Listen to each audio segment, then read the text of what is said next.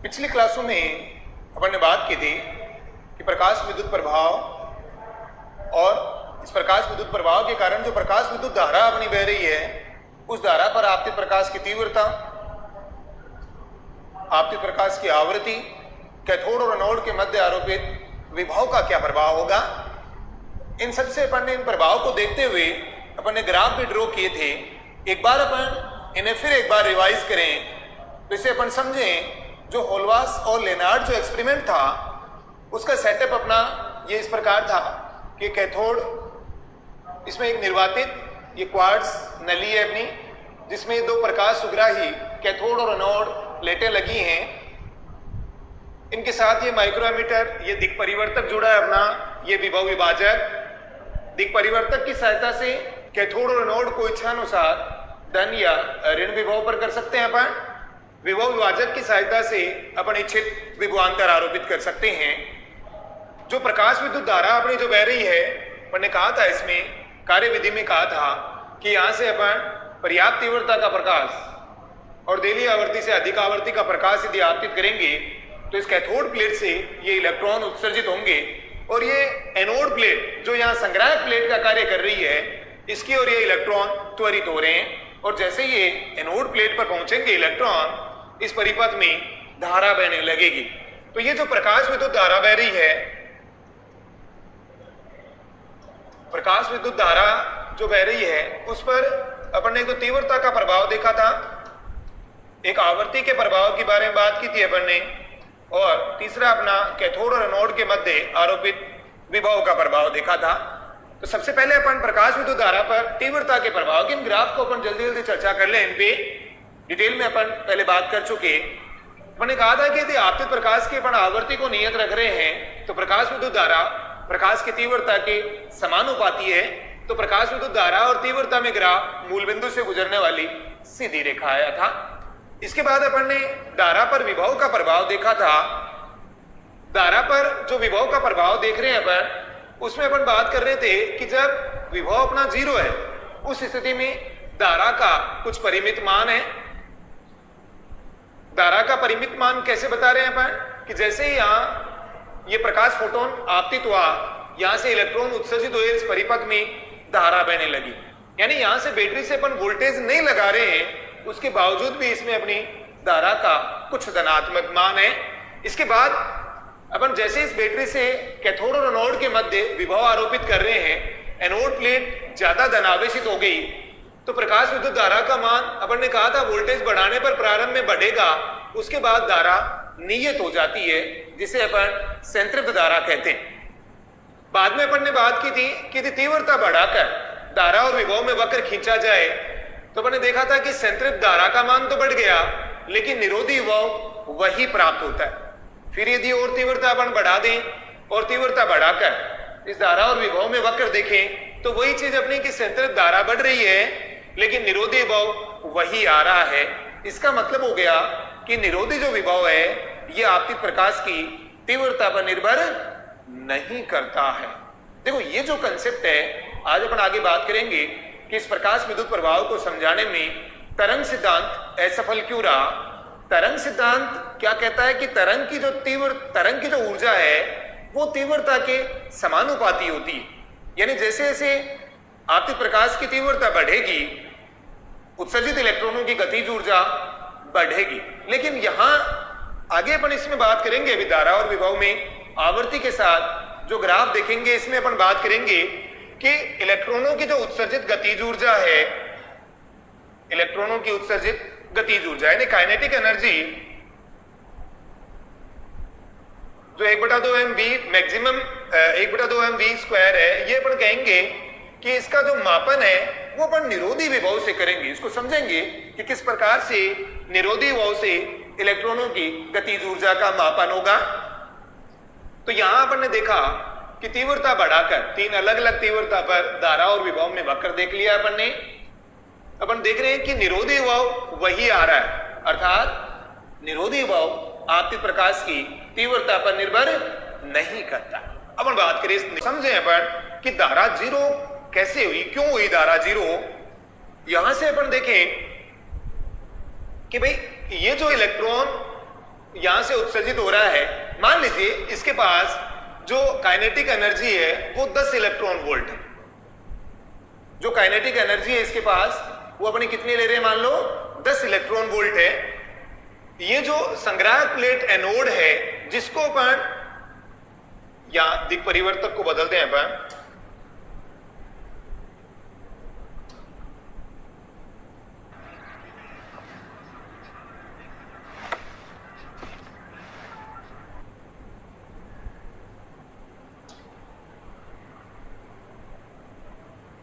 देखिए इस स्थिति में ये सिरा अपना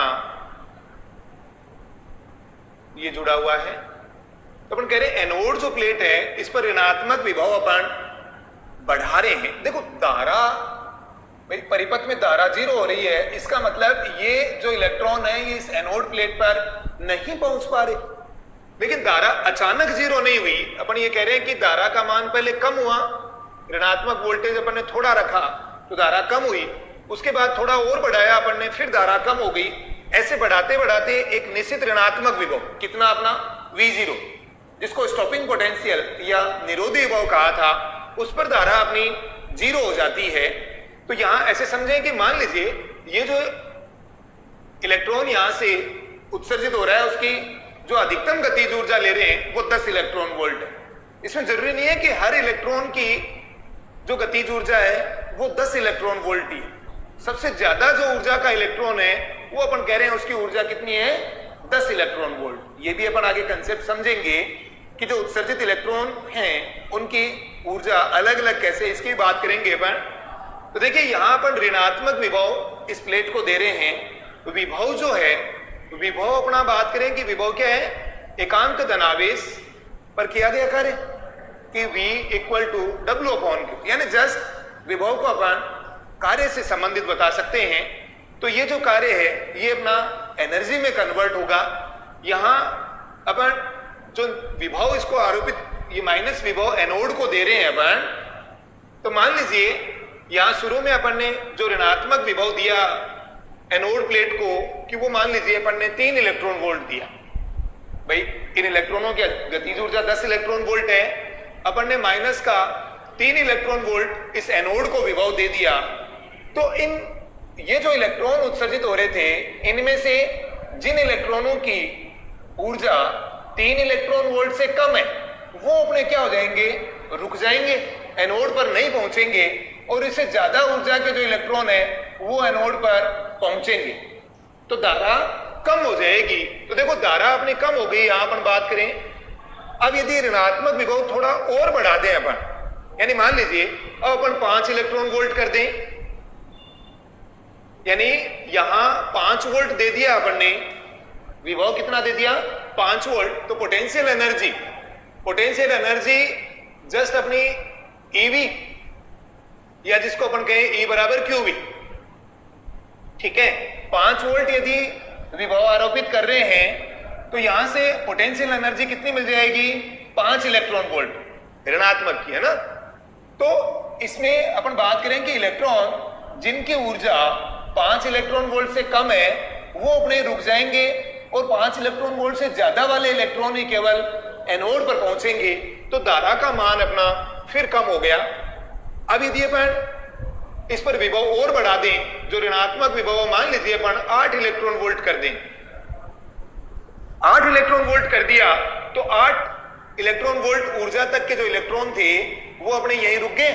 तो धारा यानी केवल 8 इलेक्ट्रॉन वोल्ट से ज्यादा ऊर्जा वाले जो इलेक्ट्रॉन हैं वही अपने एनोड पर पहुंचेंगे, और उन्हीं के कारण इस परिपथ में धारा होगी। ऐसे करते करते अपन मान लीजिए 10 इलेक्ट्रॉन वोल्ट कर दी, पोटेंशियल एनर्जी अपनी कितनी हो गई, यानी 10 वोल्ट विभव अपन ने एनोड प्लेट को दे दिया। एक जस्ट एग्जांपल लिया है अपन ने कि ये माना है कि यहाँ गतिज ऊर्जा अधिकतम जो ली है वो 10 इलेक्ट्रॉन वोल्ट है। यहां से अपन 10 वोल्ट यदि दे दिया तो पोटेंशियल एनर्जी कितनी मिल गई, माइनस के 10 इलेक्ट्रॉन वोल्ट, ठीक है। तो जितनी काइनेटिक एनर्जी थी उतनी उसके ऋणात्मक मान में पोटेंशियल एनर्जी दे दी। तो अब कोई इलेक्ट्रॉन इस एनोड प्लेट पर नहीं पहुंचेगा, तो परिपथ में धारा कितनी होगी अपनी, 0। तो ये अपनी यहाँ जिसको अपन ने स्टॉपिंग पोटेंशियल या निरोधी विभव कहा था, इस पर परिपथ में धारा अपनी क्या हो गई, शून्य हो गई। अब ये जो स्टॉपिंग पोटेंशियल है या निरोधी विभव है जिस पर परिपथ में धारा 0 हो रही है, अब अपन क्या करें, आपतित प्रकाश जो यहां आपतित कर रहे हैं इसकी अपन आवर्ती बढ़ा दें। देखो जो इलेक्ट्रॉनों की ऊर्जा है वो अपनी आवर्ती का फलन है ऊर्जा के, यानी 10 इलेक्ट्रॉन वोल्ट से ज्यादा वाले ऊर्जा के जो इलेक्ट्रॉन है वो अपने फिर एनोड पर पहुंचे तो इस परिपथ में धारा बहने लग गई।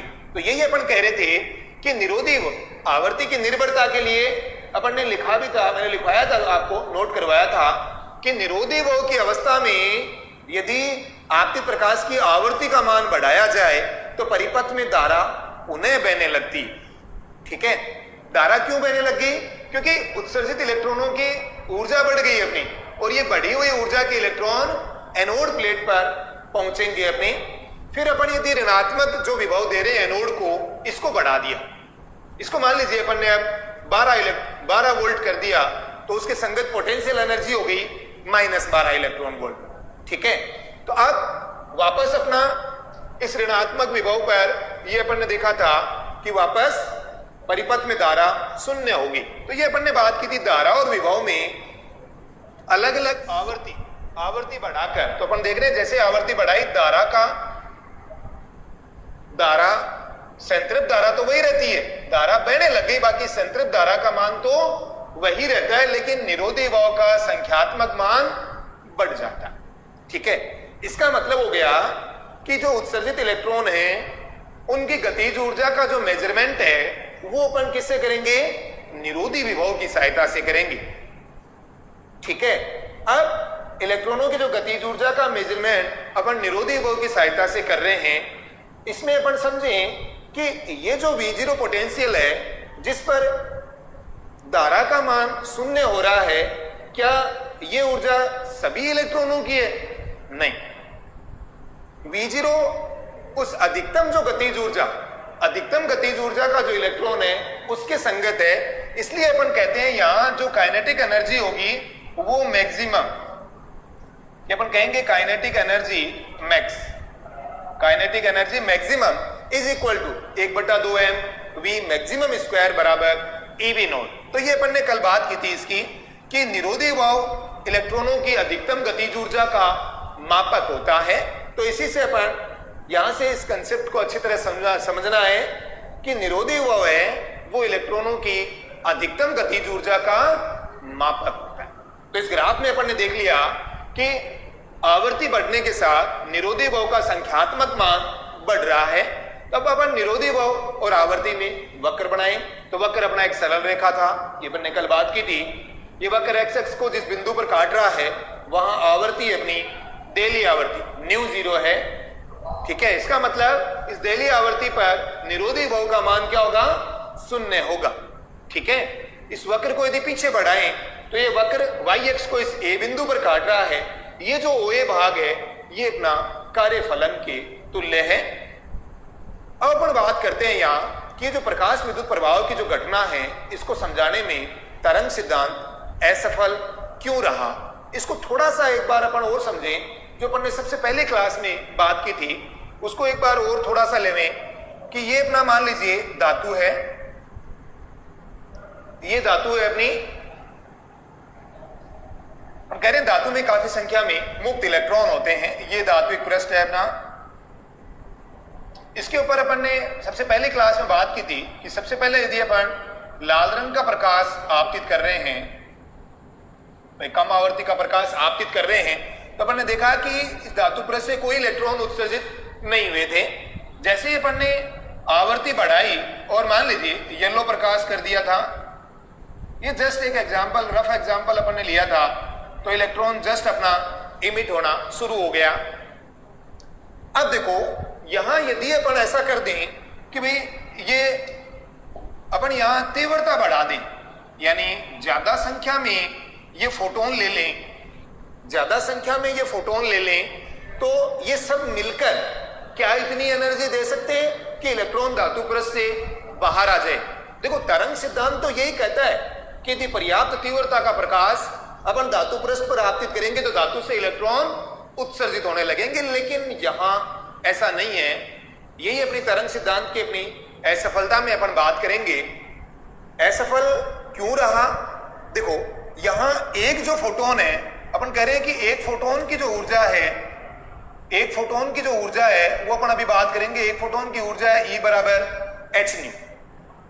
देखिए एक टाइम में ये जो एक फोटोन अपना लिया है, इस फोटोन की ऊर्जा अपन कह रहे हैं h न्यू है, तो ये एक फोटोन एक इलेक्ट्रॉन को अपनी ऊर्जा स्थानांतरित करेगा, नहीं कि ये सारे मिलकर ऊर्जा स्थानांतरित करेंगे। ठीक है, यानी एक टाइम में एक फोटोन अपनी ऊर्जा को धातु के मुक्त इलेक्ट्रॉन को दे देगा, इलेक्ट्रॉन उस ऊर्जा को लेकर बाहर निकलेगा।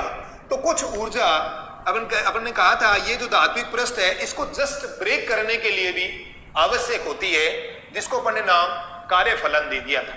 ठीक है, तो इससे अपना थोड़ा सा समझें कि एक टाइम में एक इलेक्ट्रॉन